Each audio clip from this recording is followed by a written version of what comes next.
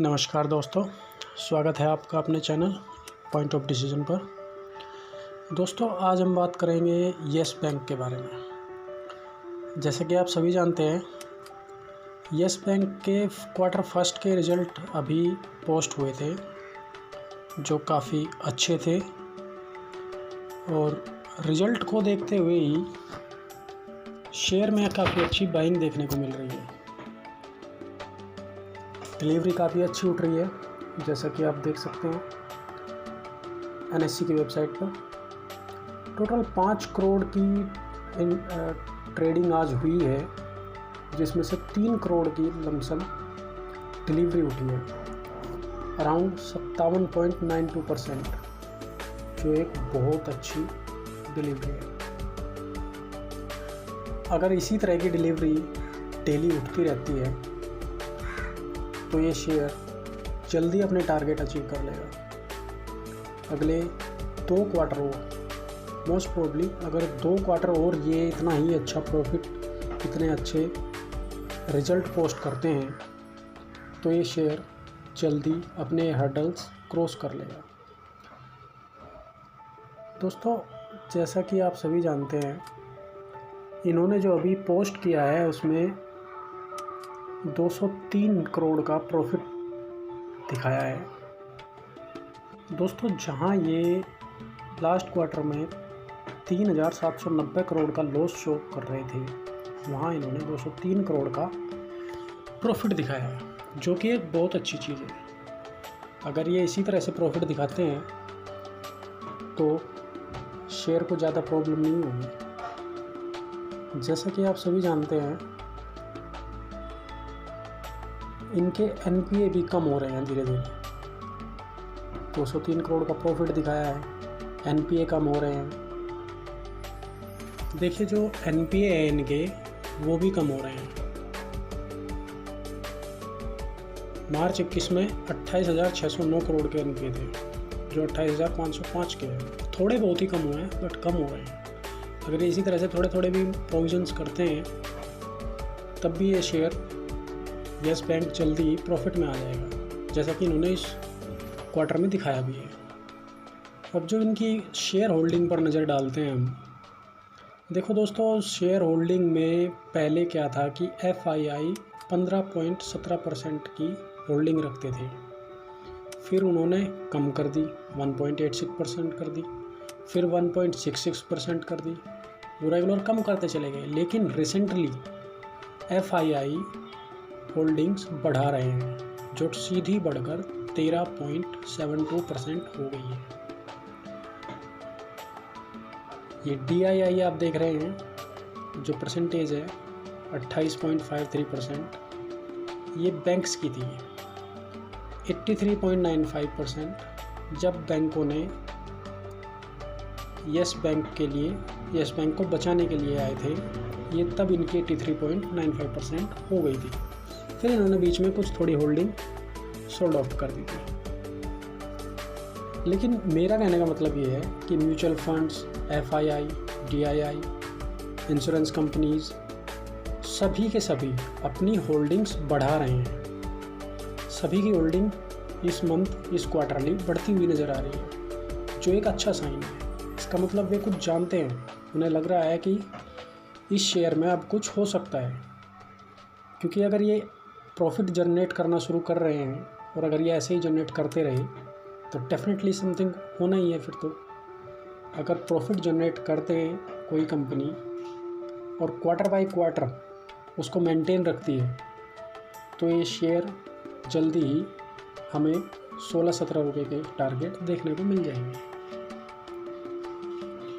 दोस्तों, अभी के हिसाब से जो इस शेयर के सपोर्ट्स निकल कर आ रहे हैं, अभी ये 12 रुपये पर ट्रेड कर रहा है, 12 रुपये 75 पैसे पर।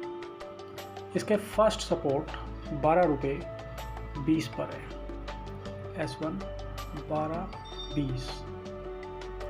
सपोर्ट 2 11 रुपये पर है और सपोर्ट 3 डायरेक्ट 5 रुपये 20 पैसे पर है। अगर ये किसी भी तरह से 12 रुपये को तोड़ता है तो सीधा 11 रुपये पर होगा। और अगर ये 11 रुपये को तोड़ता है तो हमें सीधे 5 रुपये के नंबर्स देखने को मिल जाएंगे। वहीं बात करते हैं अगर हम रेसिस्टेंस की, तो रेसिस्टेंस इस शेयर्स में कुछ ज़्यादा बड़े नहीं हैं, छोटे छोटे ही हैं, क्योंकि इसमें हर पॉइंट पर सेलर बैठे हैं, क्योंकि हर पॉइंट पर कोई ना कोई ट्रैप हो रखा है जिसको अपना निकालना होता है, क्योंकि वो एवरेज कर करके भी थक चुके हैं लोग। पर एवरेज भी कितना करेंगे भाई, इसको 350, 150, 200, 100, 80, 50, 30, पता नहीं कहाँ से लोग एवरेज करते चले आ रहे हैं। अब एवरेज करने की ताकत भी ख़त्म हो चुकी है मोस्टली लोगों की।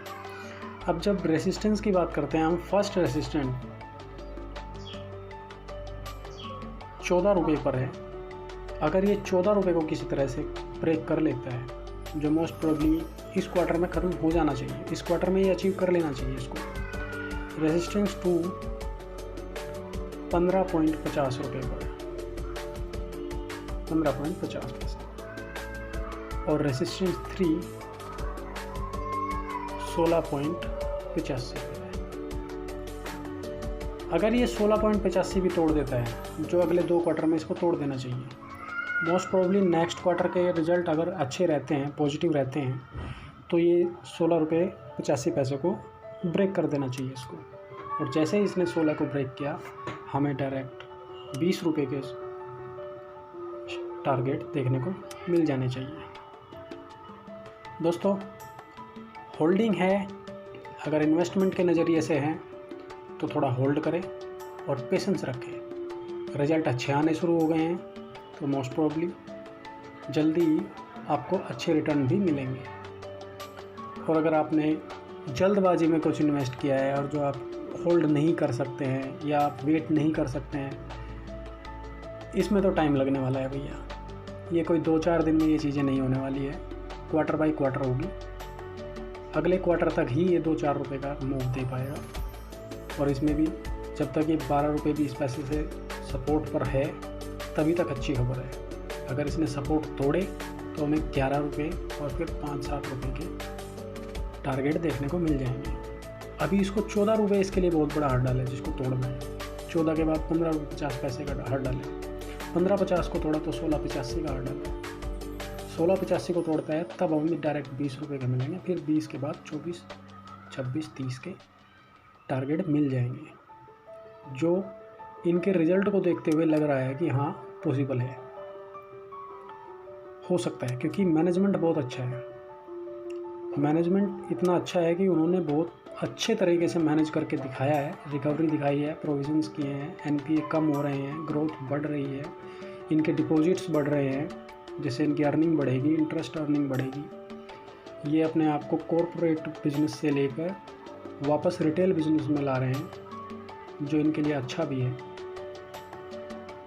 तो दोस्तों, हैप्पी इन्वेस्टिंग, और वीडियो अच्छी लगी तो लाइक करें, सब्सक्राइब करें। मिलते हैं अगले वीडियो में। जय हिंद।